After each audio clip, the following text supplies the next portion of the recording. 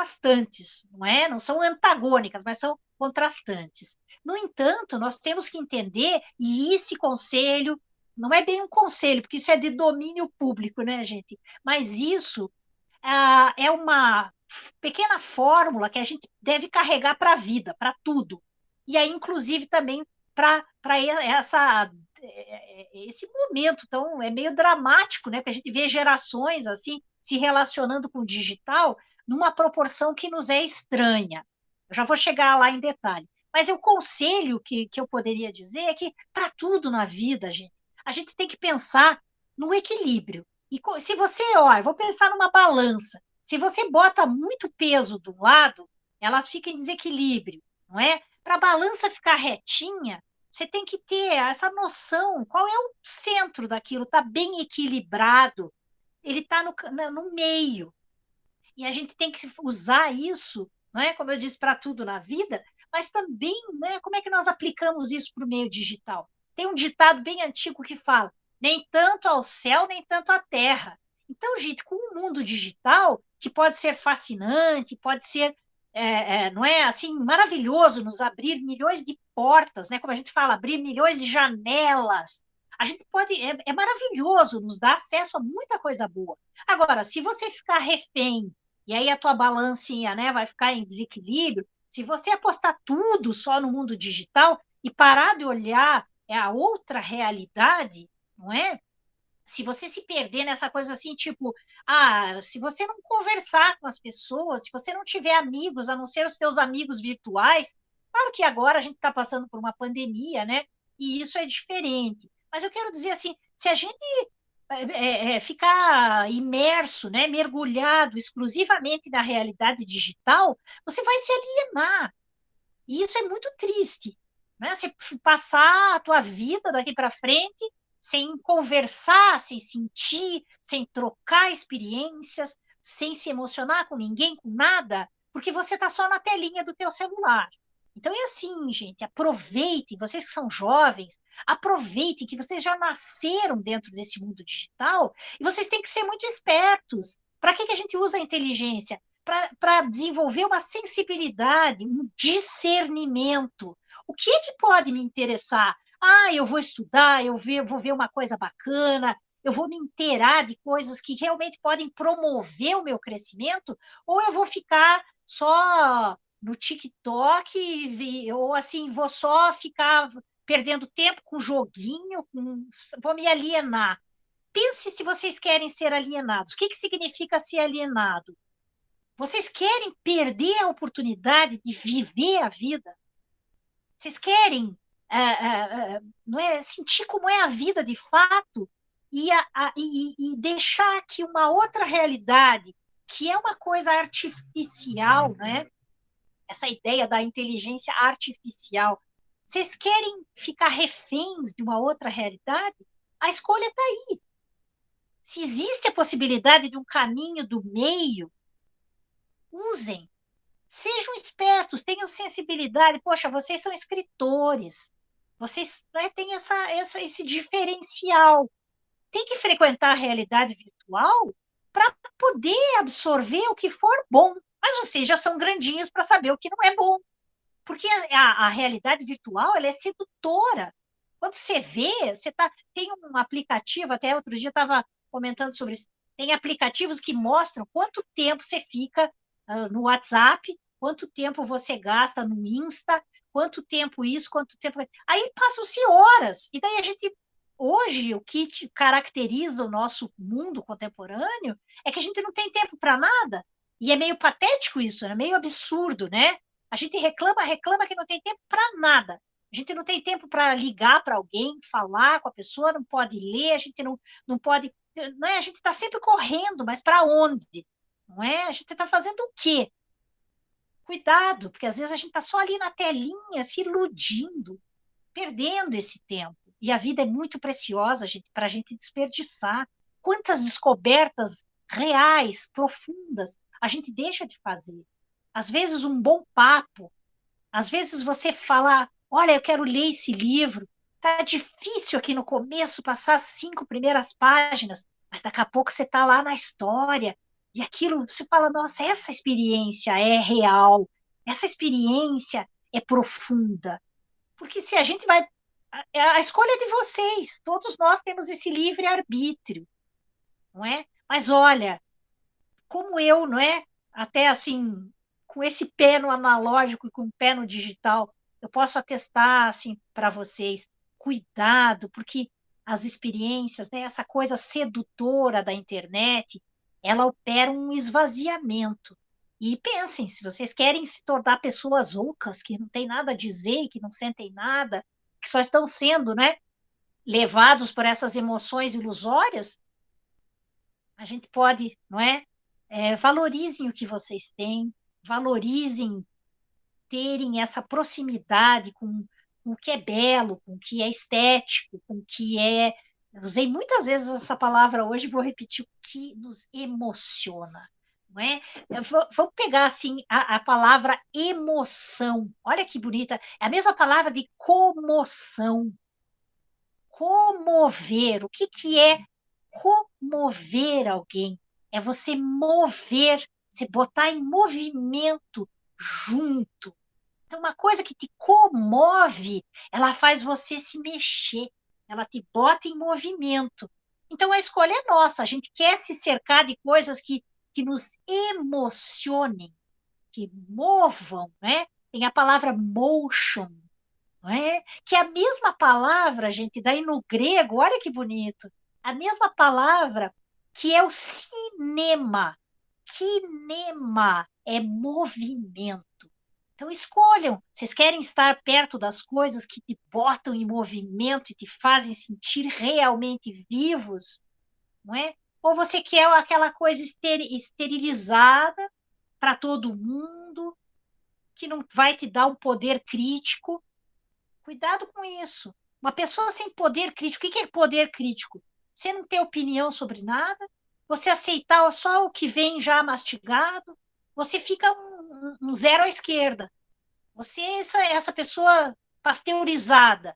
Você vai sentir o que está todo mundo sentindo, você não vai querer se aprofundar em nada. Então há um perigo nisso. Vou contar, lembrar de uma história que é bem boba, mas que possivelmente todo mundo conhece. Aquela história da maçã envenenada. A internet pode ser uma maçã envenenada, que é tão bonita, né? Tão brilhante, parece tão gostosa. Aí você come e está se envenenando. Então, claro, todo mundo aqui já não é? São adolescentes, estão indo para a vida adulta em muito pouco tempo. E eu imagino que muitos de vocês aqui já tenham entrado nessa vida adulta, porque todos nós temos os nossos dramas, todos nós temos coisas para vencer desde a infância. Então, não é porque é adolescente que, eu sou alienado. Não, eu sei que vocês têm muito sentimento, muita coragem, não é? Então, tenho essa coragem do enfrentamento. Quero me botar próximo a coisas reais, que me mudem, que me deem olhos que estejam vendo e que eu possa dizer o que eu estou vendo.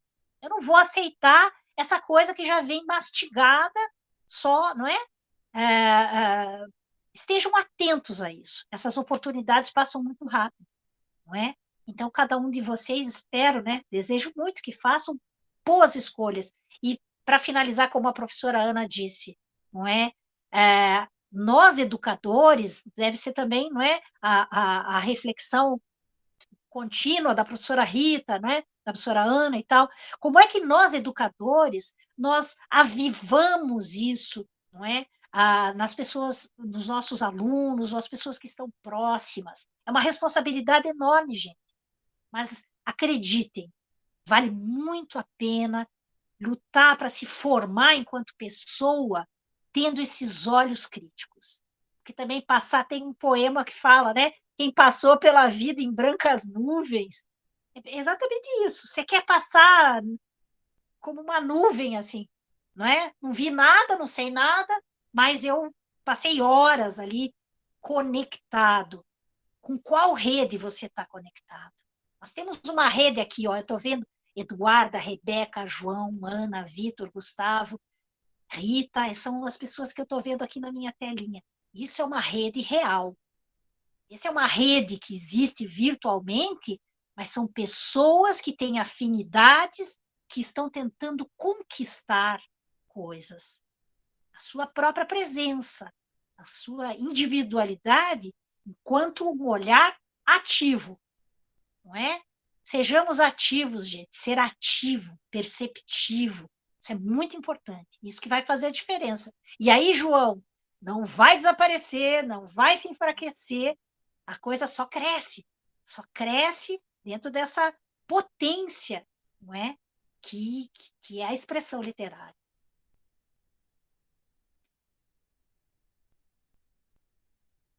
Que maravilha! Maravilha essa fala, essa completude, né? Maravilhoso. Muito bem. Lindo. Muito bom. Alguém quer fazer mais alguma pergunta?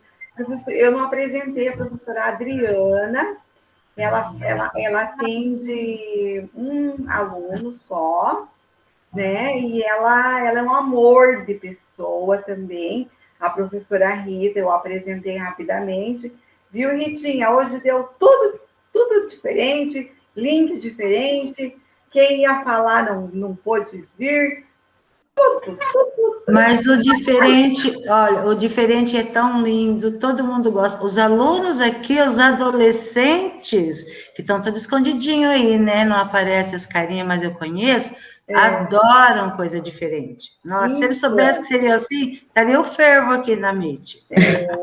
E eu gostaria... Lucy, foi um prazer, tá, te conhecer aqui pela Meet, né? E eu já te conhecia, seus trabalhos, né? Foi um prazer, está sendo um prazer. Obrigada, Está sendo Adriana. ótimo. Nossa, gente, eu queria assim agradecer muito essa oportunidade, porque nós escritores também a gente fica numa solidão, né? Depois que você escreve, as coisas vão indo, né? E quando a gente pode se olhar e ver quem é que está lendo, quem é que gostou, quem é que não gostou, quem é que gostaria de, não é? Discutir certas coisas, porque a gente vai escrevendo e vai lançando as ideias da gente por aí. Mas esse retorno, essa oportunidade, então, eu queria agradecer muito a vocês por a gente poder estar aqui conversando, né? Para mim nossa, uma alegria sem par. Lucy, nós, os alunos, a humanidade inteira, está passando por um momento de muitas emoções doloridas, né? E a gente está tentando se juntar para buscar força para nos fortalecer também. Hoje, por exemplo, nós estamos em um momento de luto com uma professora amiga nossa que faleceu ontem. Os nossos alunos estão em luto também por conta de amigos, por conta de parentes, e a gente está tendo que aprender a lidar com isso, não endurecendo os nossos corações, mas tendo que prosseguir. Nós temos que continuar, todos os dias a gente se levanta e a gente diz, nós temos que continuar. Então, é o momento onde as nossas emoções estão, assim, complicadas da gente lidar com elas, porque estamos isolados, estamos sozinhos, não temos muito com quem falar, não temos como nos expressar, então a gente tem que mergulhar em alguma coisa. E esse momento que estamos tendo agora é uma forma de nós conversarmos, de nós falarmos dos sentimentos e de como que a gente pode expressar os nossos sentimentos, das formas que nós temos, através de música, através de poesia, através de ouvir o colega e falar também. Então, eu acho, assim, muito especial esses momentos que a gente está tendo, né, para todos. E nós temos que nos lembrar que nada acontece por acaso nesse mundo, nada. E que a hora que tudo isso passar, que a gente, de dentro da gente, nós vamos ressurgir novamente com uma outra atmosfera, com um outro olhar e para um outro mundo, né? Ei, que coisa arrepiante, gente! Eu jamais, se não tivesse pandemia, eu jamais estaria aqui. Eu não teria conhecido ninguém. Também não estaria aqui. Ninguém de vocês. Só por causa da pandemia. A gente não pode perder essa esperança, né? Não pode perder essa esperança de que nós E vamos nem sair a dessa força, experiência, e nem a né? força, Vamos sair dessa né? experiência melhores. Uma experiência muito dolorosa, muito, que nos bota, né, em confronto com muitas perdas, né? Eu também perdi familiares, e vejo assim, e fora essas ausências, né? Nós temos muitas pessoas em dificuldade financeira em decorrência da pandemia, nós temos uma desestrutura, nós temos muita violência em decorrência disso tudo, pessoas passando fome. Então, vejam, está sendo duro para todo mundo, mas nós temos que pensar ainda, não é? Como a professora Rita colocou, nós temos que acordar pela manhã e olhar positivamente. Nós estamos num aprendizado, gente. Eu sei que às vezes pode parecer muito, não é? Ai, não é muito piegas, assim, ai, que doce, que tá, não é? Que meiga, tal, né? Não, é um aprendizado. É da gente cair e levantar. Porque a gente está sofrendo todas essas perdas. São perdas de toda ordem. Perdas de toda ordem. A gente, né, a gente vê a perda até da dignidade humana em alguns sentidos, né? Uma experiência duríssima. Agora vamos pensar numa coisa. Chega um vírus, que nem é um grande vírus. O vírus é uma coisa microscópica, quase invisível, né? Imperceptível. Uma coisinha. Esse vírus, né, o corona, ele é um micro-organismo com uma capinha de gordura. E ele, por ele, só, ele nem tem capacidade, né, de se multiplicar, ele depende de certas condições, ou seja, ele é de uma precariedade enorme. É isso que nós temos de um lado. Do outro lado, nós temos os seres humanos, né? O Homo sapiens, que tudo sabe, que tudo viu, que domina o planeta Terra, e que já foi para a Lua, e que vai para outros planetas, e que domina tudo, que não é, tem a sua superioridade sobre os animais, sobre os vegetais, e o que é que, a bem da verdade, nós, seres humanos, temos feito com a nossa casa, né? A gente tem a palavra ecologia. Eco vem do grego oikos, que significa casa. O nosso planeta é a nossa casa. E nós estamos deixando isso aqui uma zona total, não é? Destruído, os mares poluídos, o ar que a gente respira, a devastação das nossas florestas. É só destruição em função do lucro. A gente tem guerras, a gente tem destruição de toda sorte por conta do lucro. Então, que tipo de sociedade esse ser tão evoluído que é o ser humano, não é? Construiu? É uma sociedade de ganância, uma sociedade de poder, uma sociedade de violência. Aí, então, o homem que é o bam, bam, bam, né? Ele quer cada vez mais dinheiro, poder e lucro, e lucro, e lucro, toda sorte de poder. E aí vem um vírus, que é uma coisinha, nada, nem para ser um vírus muito sensacional, e ele acaba com toda essa onipotência do ser humano e coloca todo mundo num nível, não é? Por isso que eu disse, é um aprendizado, gente. Nós vimos o planeta inteiro ser mobilizado por um micro-organismo, uma coisinha muito pequenininha. E nós ficamos à mercê disso. Então, é um aprendizado. Todo dia nós acordamos e pensamos, não é? Como é que eu vou administrar esse momento de caos? Caos é desordem. Esse momento de desequilíbrio. O Tá aí, né? Renan tem uma pergunta para fazer. Por favor. E o Eduardo também tem uma pergunta. O Renan primeiro. Os microfones, por favor, deixar só quem está falando, senão dá barulhinhos.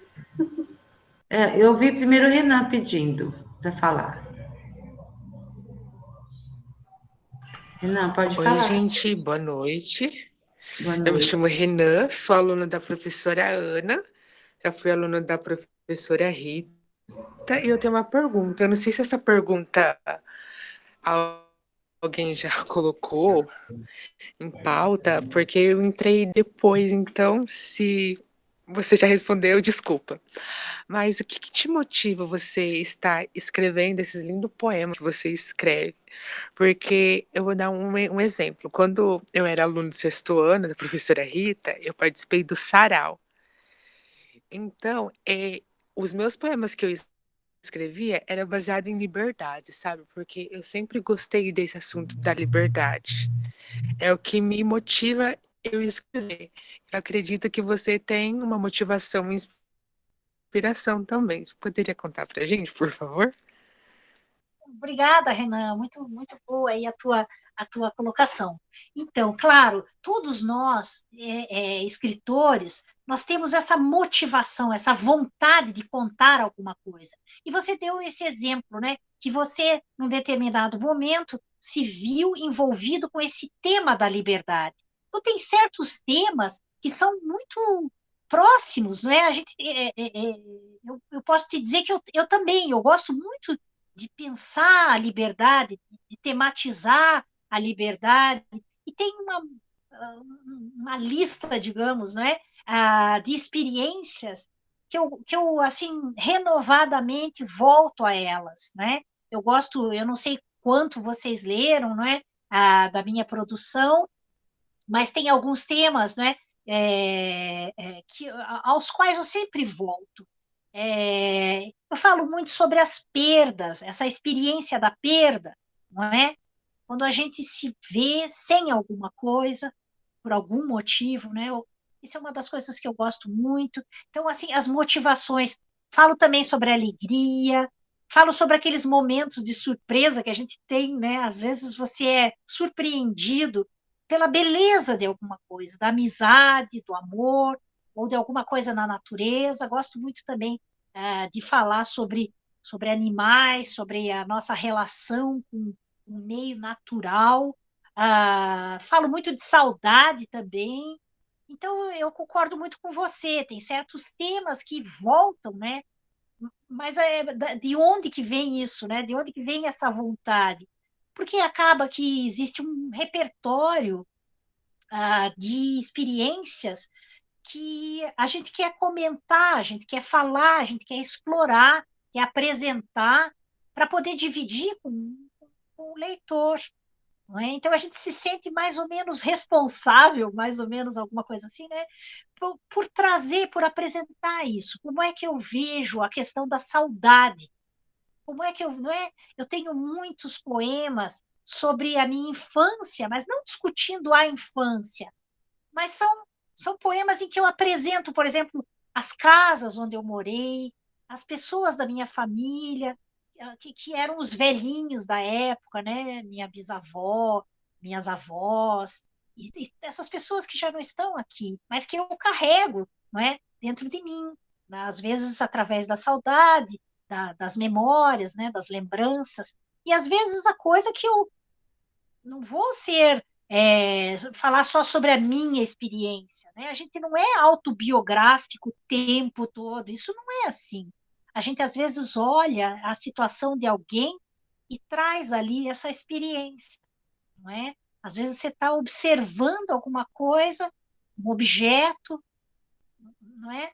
Uma pessoa, um momento, uma situação, e você traz. Então, eu digo, Renan, que é exatamente isso. A gente se vê envolvido com uma temática, que nada mais é do que uma vontade de dividir essa experiência através das palavras. Por isso que a gente faz poemas, faz contos, né? Escreve romances e tal, porque tem coisas para contar e coisas para apresentar.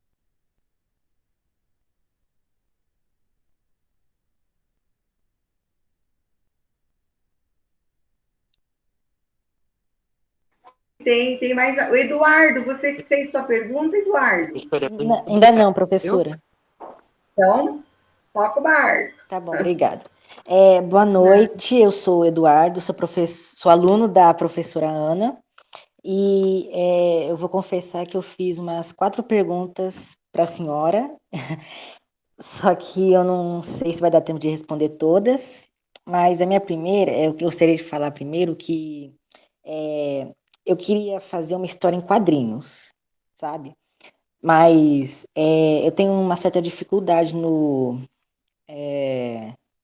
em como começar. Então, a minha primeira pergunta eu queria perguntar se tiver alguma coisa a ver, eu queria perguntar como que se cria um personagem, um bom personagem? Então, Eduardo, eu adoro quadrinhos, eu cresci lendo gibi, adoro todas essas expressões, e uma época da minha vida até estudei, dei não é, um curso uma vez, não sobre quadrinhos, mas sobre essa dinâmica dos quadrinhos, que é apaixonante, né? É maravilhoso. Né? Invista muito nisso, tem uma dinâmica muito importante, assim, de você construir personagem, mas a linguagem do quadrinho, ela é muito condensada, né? Você só tem, às vezes, ali um espaço muito pequeno, digamos. Então, você tem que saber, no quadrinho, você tem que saber quais são as melhores palavras para aumentar a intensidade do teu personagem. Porque se você não vai, por exemplo, você vai escrever um romance, não é? E aí, inclusive, foi uma das perguntas que alguém colocou, né? Se tem um gênero que é mais fácil e tal. Não existe um gênero mais fácil, mas eles são específicos. O quadrinho, ele vai pedir uma concentração de informação. Você não vai, é diferente de um romance. Você pode escrever um romance com 300, com 500 páginas, né? Você pode levar 12 páginas descrevendo o teu personagem. No quadrinho, não. Então, você vai se valer não só das palavras, como do desenho, para mostrar, não é? Aí, assim, aquela coisa da imagem, ela também participa da narrativa, as duas coisas. Então, Eduardo, por exemplo, se você está na literatura convencional, você quer mostrar os problemas, vamos inventar um personagem, alguém, né? Eu tinha um adolescente que sofria bullying por alguma característica, vamos pegar uma hipótese, alguma característica, uma característica física, uma característica psicológica e tal. Aí você vai precisar de muitas páginas, talvez, né, ou de vários parágrafos, para descrever tudo isso. Ao passo que no desenho você já pode colocar tudo isso, não é? Aquela condição que você tinha que descrever em detalhes, você já desenha aquilo, não é? E aí você pode. Então você tem que pensar que para a caracterização no quadrinho, o que vale é você ser econômico, nesse sentido, você saber aproveitar o que é mais importante. Porque aí você não vai ficar falando coisas que você pode mostrar, não é? Tem um ditado que diz: uma imagem vale mais do que 1000 palavras. E isso é a prática que nós vemos, por exemplo, eu vou vender uma chuteira, eu vou pegar um anúncio que foi bem famoso na época da Copa do Mundo, que era um anúncio da Nike. Para que existe um anúncio de TV? E a geração de vocês é isso, é a coisa visual, né? Se você pegar e quiser vender uma chuteira e aparecer uma pessoa qualquer lá, né, a gente vai lembrar que o anúncio de TV, ele tem segundos, você tem que, em 26 segundos, você tem que vender o teu produto. É caríssimo, não é? Tem que comunicar. É um impacto só. Imagina se chega uma pessoa e fala: olha, essa chuteira ela é bem legal, é bem boa, olha a sola, é feita disso, não sei o quê. Aí você vai descrever tudo isso e tal, vai levar 3 horas para falar, e possivelmente não vai vender nenhuma chuteira, porque a pessoa não viu o que é. Ela só ficou sabendo o que era. O que os caras fazem? Né? A propaganda. Você mostra o Neymar dando um chute e um close no pé do cara. Você já viu, pô, se o Neymar usa esse troço, é maravilhoso. Eu quero, e você sai correndo e quer comprar aquela chuteira do Neymar. Eles pegam uma pessoa famosa, que daí você não desconfia da qualidade do produto, você já, cara, é muito bom isso, porque o Neymar usa, é a melhor coisa que tem no mercado. Entende que uma imagem, o Neymar não vai ficar lá, ó, a gente, isso aqui é uma chuteira, e ela é assim, ela é assado, tem várias cores. Não, é só, aparece a marca Nike, e o cara dando um chute. Então, no quadrinho é muito essa estética de você saber condensar, né? De você saber juntar uma série de características, porque você não vai contar com a descrição. É um outro tipo de narrativa, em que a imagem e o conteúdo das palavras têm que estar muito casadas. Se, por exemplo, você vai falar assim, o fulano de tal, ele tem um nariz enorme. Você não precisa dizer isso, você vai desenhar esse nariz enorme. Ele é torcedor do Flamengo. Você não precisa dizer. Ele está lá com o seu nariz grandão e com uma camisa do Flamengo. Você não precisa explicar isso. Então, é mais ou menos isso, Eduardo. Você ter uma boa medida para não usar palavras desnecessárias no quadrinho. Porque aí você tem o balãozinho, né? E conhecer palavras mais ágeis. É muito importante o quadrinista ter. Claro, tem o desenhista de quadrinhos e tem quem vai fazer o roteiro, né? Mas eu conheço uma pessoa que ela trabalha justamente nisso, ela faz as letrinhas, e às vezes o balãozinho é pequenininho, e ela tem que socar um monte de conteúdo ali, então ela tem que achar palavras menores. Então, quem está escrevendo o roteiro e quem está fazendo quadrinhos tem que ter um vocabulário muito bom. Porque aí, ao invés de você falar, né, escrever um negócio lá, uma palavra enorme, mas eu conheço tal outra palavra, serve aqui, encaixa aqui, passo bem a ideia, sabe? Tem que ter esse jogo de cintura. Muito bem, muito bem explicado. Será que dá tempo da Lucy estar à disposição, professora, para responder mais alguma pergunta que o Eduardo teria? Então tá, então. Tá. Peraí, só vou ver aqui. Com a parte do enredo, eu queria saber como é que você cria um enredo envolvente e divertido ao mesmo tempo. Olha só, eu vou te dizer que o tipo de literatura que eu escrevo, ele não é uma literatura de entretenimento, porque eu tenho um tratamento especial, eu me interessa muito contar coisas, mas dando um tratamento à linguagem. Tem gente que lê as minhas coisas e fala, eu não dei uma risada. Ainda bem, porque eu não estou fazendo uma coisa cômica. Eu trabalho com, né, vocês lendo os meus contos, e muitos poemas também, eu trabalho com uma coisa que se chama o tragicômico. O que é o tragicômico?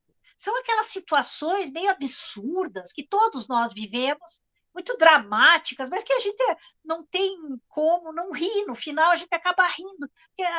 Aqueles momentos em que a gente. Isso é do ser humano. Nós somos ridículos, que nós somos frágeis, que nós somos patéticos, nós somos absurdos, né? Não aquela coisa tudo certinha e percebemos tudo com equilíbrio. Não, aquela nossa fragilidade. Então, como eu trabalho com o tragicômico, o riso que eu quero despertar não é a coisa da gargalhada, de achar engraçado. Eu quero que o leitor seja levado a uma reflexão justamente dessas nossas fragilidades, tipo assim, nossa, que ridículo, lá o personagem, né, passou por tal experiência, ou fez tal coisa, de repente a gente pensa, mas eu também fiz isso, eu também faço isso, ou é uma característica nossa. Então, através desse meio ridículo, também falar de quão ridículo nós somos, e não há problema nenhum, porque é a partir desses momentos que a gente vai melhorar, o que a gente vai mudar, o que a gente vai se entender. E daí que eu sou ridículo, não é? Ridículo por quê? Como? Para quem? Não é? Não ter vergonha também das nossas limitações. Então, o enredo, quando eu penso no enredo, eu quero contar tal coisa, geralmente eu vou levar a narrativa para um limite, não é? De coisas que estão, não é? Eu vou mostrar aqui, ó, eu acabei de lançar um livro, depois, Ana, eu quero mandar para você, depois vou pedir o teu endereço e tal. Então, acabei de lançar um livro que começa uma história de uma pessoa que está uma fera, porque foi ao shopping, isso é um conto de 2 páginas, bem curtinho. A pessoa foi ao shopping para comprar um sofá, e não conseguiu, ficou tão embaraçada, né, ficou tão mal de chegar no shopping e nem se vende sofá em shopping, né? Muito raro. Aí a pessoa, quando se viu, entrou, estava tão constrangido pela aquela atmosfera do shopping, de consumo, que entrou para usar o banheiro de uma livraria. Mas aí uma vendedora, já logo na entrada, a vendedora pergunta, né, mostra livros, já, né, esse personagem, ele entrou e começou a fingir que estava lendo um livro só porque não tinha o que fazer. De repente, a vendedora já entendeu que o personagem ou a personagem não tem definição de gênero, queria levar aquele livro, já encaminhou para o caixa, e a personagem começa, então, tá com muita raiva, porque comprou aquele livro que julga ser uma porcaria. Tipo, eu não queria comprar um livro. Eu não estou entendendo nada, eu não estou entendendo nem o título dessa droga. E daí termina justamente aí. É muito difícil comprar um sofá. Então, veja, é uma situação absurda, não é? Que não é para ser engraçado, é para ser patético. Que a pessoa que sai de casa para comprar um sofá, ela sabe muito bem que o sofá não é um livro. Mas o que eu estou querendo dizer com isso? Estou querendo dizer que muito poucos de nós saímos de casa com a necessidade de comprar um livro. Um sofá é uma coisa utilitária, que você vai sentar no sofá. Então, ele te serve para alguma coisa imediata. E por que essa personagem está tão pé da vida, né? Ficou enfurecida. Com o que exatamente? Porque se viu um livro na mão. E é muito triste que seja embaraçoso para alguém ter um livro. Ela fala, o que eu vou fazer com essa droga? Eu nem queria comprar. Eu entrei na livraria para usar o banheiro. Aquela vendedora idiota me vendeu um livro. Eu gastei uma fortuna. Quer dizer, nem é uma fortuna, né? Eu gastei uma fortuna. Eu não vou ler essa droga. E aí termina quando ela fala, e nem posso deixar em cima do sofá, fingir que eu esqueci em cima do sofá, porque eu não comprei um sofá. Então, entende? É uma situação absurda para a gente refletir sobre essas distâncias, às vezes, né? A gente não tem um olhar para o livro, não é? Porque o livro não é de imediato o utilitário como é, não é? Ele é muito útil, sim, mas não dentro de uma sociedade, né? A gente se relaciona com os bens materiais. Um sofá é um bem material. Eu vou lá, tem um sofá caro, um sofá bonito, um sofá de luxo, não é? Um sofá barato, um sofá, tem todo tipo de, não é? Mas o livro, ele te dá um bem imaterial. Eu não posso chegar e falar assim, me dá meio quilo de emoção, me dá meio quilo de poesia, né? Embrulha aí para viagem. É imaterial. Eu posso ler um livro e achar maravilhoso, me rendeu muitas coisas. A Rita pode ler o mesmo livro e não representou aquilo para ela, não tocou. Quer dizer, depende do leitor, é imaterial, é impalpável. Eu leio um poema e alguma coisa sai desse poema para mim. Eu não posso pegar naquilo, não posso falar, Eduardo, leia esse poema e chore, ou ache bom, ou... Eu não posso, eu posso só te dizer, veja, eu senti uma coisa muito bacana com isso, não é? Me disse muito. Então, os meus enredos, eles são assim, eles tentam suscitar, não é? Promover, estimular uma reflexão a partir dessas coisas. Parece que bobagem, como é que começa um livro, né? Assim, uma história boba, tão idiota. O que vai sair de casa para comprar um sofá e voltar com um livro? Então, é nesse absurdo, nesse ridículo, que eu tento abrir uma brecha para a reflexão. A senhora já leu alguma das suas obras ou produziu alguma obra que te fez refletir ou trouxe alguma emoção que você não esperava? O tempo todo, vou dizer, o tempo todo. A gente nunca sabe para onde vai a literatura. Eu tenho assim, eu podia ficar contando para vocês muitos causos assim a partir da literatura, né? Vou contar só um ou dois rapidamente. Eu tenho dificuldade quando eu falo rapidamente, na maioria das vezes eu estou mentindo, vocês já devem ter percebido, né? Mas assim, uma vez eu recebi uma cartinha, na época em que se trocavam cartas. Talvez vocês nem consigam imaginar isso, né? Mas a gente trocava cartas, né? Mesmo estando na mesma cidade. Uma vez eu recebi uma cartinha que dizia assim: eu devo a minha vida a você, muito obrigado. Eu falei, que é isso? Eu era jovem, assim, né? Tinha lançado só alguns livros, assim, não era uma pessoa reconhecida. Aí uma pessoa me conta que ele estava totalmente desesperado, morava sozinho, tinha perdido os familiares, morava sozinho aqui em Curitiba, e que ele estava num momento de desespero na sua vida, que ele chegou a cogitar tirar a sua própria vida. Era um suicida, num momento de desespero. E ele tinha emprestado um livro na Biblioteca Pública do Paraná. Para quem conhece Curitiba, é bem no centro ali, né? E ele foi à biblioteca para devolver. Ele falou: a minha vida não tem mais sentido, eu vou devolver esse livro, vou organizar a minha assim e vou tirar a minha vida, eu não aguento mais. Tá, ele está na fila para devolver o livro e tinha uma garota atrás dele que adorava livros, né? E começa a conversar ali com ele, fala: deixa eu ver o que você tem aí, né? Aí ele fala: não, eu só vou devolver esse livro. Daí ela fala: você não vai pegar outros? Você não vai pegar outros livros? E ele achou a mulher bonita e tal, né? E daí ele começou peraí. Daí ela estava devolvendo um livro e ela falou: pega esse aqui, ó, lê esse aqui, bem legal, acabei de ler, eu estou devolvendo esse, mas vou pegar esses outros. Quer dizer, a vida dela tinha uma continuidade ali, ela já estava pegando outros para ler, não é? Está num movimento ali. De repente ele se viu, né? Ele falou: pô, essa garota bonita falando aqui comigo, ela me indicou esse livro. Daí ele ficou sem graça e falou: ah, tá, eu vou pegar esse outro livro, então, que você está indicando, para começar um papo ali com ela, né? Afinal, só para encurtar a história, eles trocaram telefones e ele ali ficou super apaixonadaço assim pela garota. E aí ele pegou aquele livro e falou: pô, eu vou ler esse livro bem rápido para poder ter assunto com ela, né? E telefonou para ela e assim foi. E eles acabaram se casando.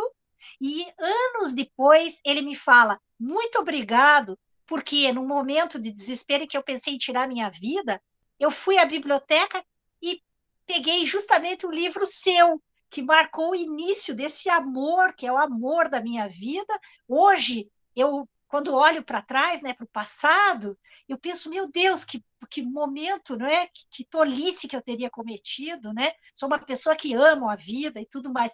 Então, quer dizer, não foi a minha literatura que transformou ele, foi uma coincidência. Mas aí, então, essa pergunta, assim, a gente não sabe como é que um livro vai tocar outra pessoa. No momento em que aquela mulher, né, que aquela garota indicou o meu livro, ela é um gesto de sensibilizar o outro para uma leitura, não é?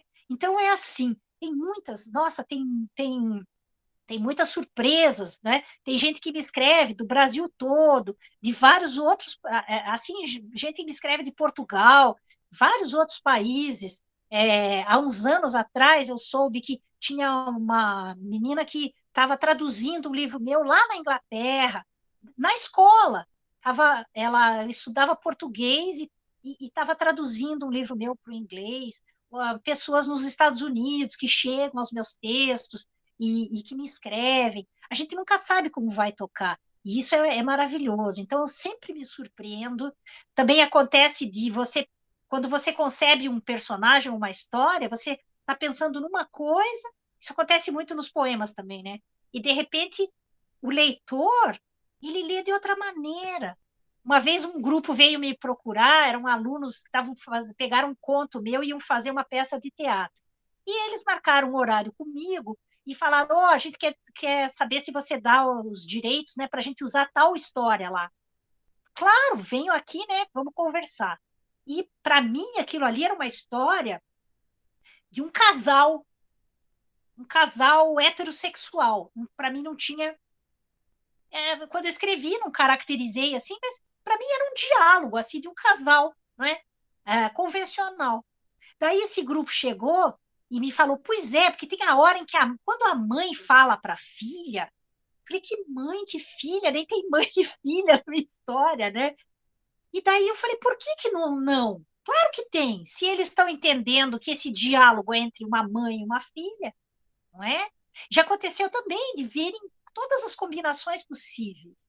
Então, isso é uma alegria enorme, porque aí, a partir do momento que você escreveu, você quer dividir aquilo, não é mais teu. Não é mais teu. As leituras, elas vão se transformando. E é muito, nossa, é maravilhoso quando a gente tem esse retorno, quando alguém comenta. Ah, deixa eu contar uma história bem engraçada, bem rápido. Outro dia eu recebi um e-mail de uma pessoa chamada Draisa. A Draisa me disse: hoje eu sou a pessoa mais feliz do mundo, porque meu pai me deu esse nome, Draisa, e eu nunca achei ninguém. Eu volta e meia entro aqui na internet e digito Draisa. Não sou, até hoje eu era a única Draisa no planeta Terra. Até que eu achei um Meu conto seu que Deus. tem uma personagem que chama Draisa. E eu estou muito feliz, porque agora somos duas, né? Eu não sou mais solitária. E eu ri muito, né? Porque eu nem sei de onde que eu tirei esse nome. Mas olha, levou mais de 20 anos. Esse é um conto que eu escrevi há muito tempo. Mais de 20 anos para que a Draisa ficcional, né, fictícia, e a Draisa real se encontrassem, se descobrissem. E aquela que era de mentira, que era inventada, ela significou alguma coisa para outra, só por causa do nome, né? Então é muito bonito isso. Eu estou vendo que o horário que a gente combinou já passou bastante, né? Alguns alunos saíram, eles falaram aqui no WhatsApp, pediram desculpa que eles tinham, né, que sair e tal.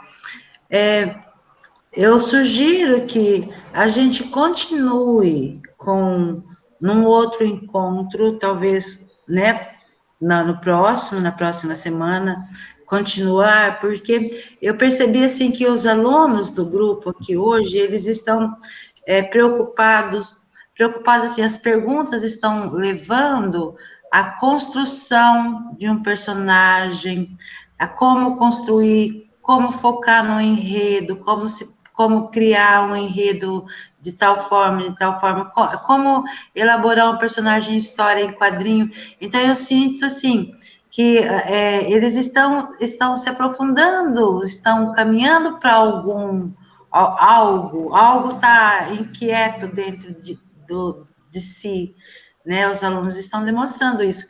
Então, a minha sugestão, não sei, depois a Ana conversa com eles, Ana, e da gente aprofundar. Você acabou de citar agora um conto que você fez há uns 20 anos. Então, e esse conto, o que você sentiu, como você construiu esse personagem, o que você mudaria, né? O que você gostaria que as pessoas sentissem ao ler esse conto, ou um poema, ou assim, para a gente ir mais profundo, para a gente partir para outros caminhos mais profundos. Não sei se os alunos concordam da gente continuar num outro dia nessa prática maravilhosa que estamos fazendo hoje.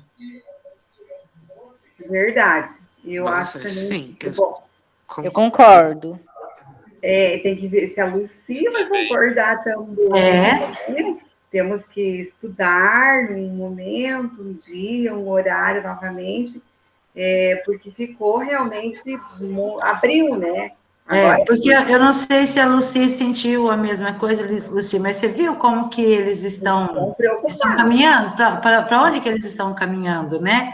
Elaborar um personagem, se preocupar como se elabora um personagem legal, ou fazer o poema, onde que busca onde está a fonte das emoções para poder dar conta do poema, descrever aquilo que eu quero sentir, mas não é isso exatamente que eu estou sentindo.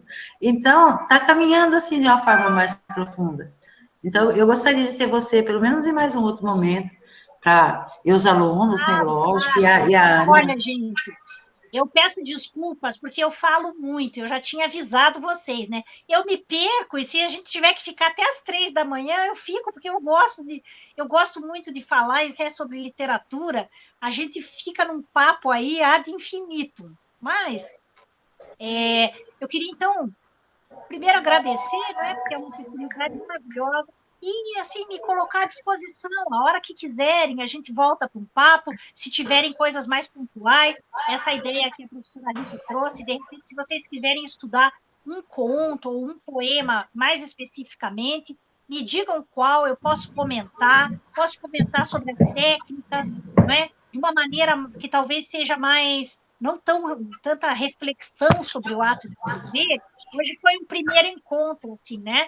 De repente, falar mais sobre esses detalhes da feitura de um texto e tudo mais. Então, estou à disposição de vocês, combinamos aí com a professora Ana, e mais uma vez, muitíssimo obrigada aí pela oportunidade.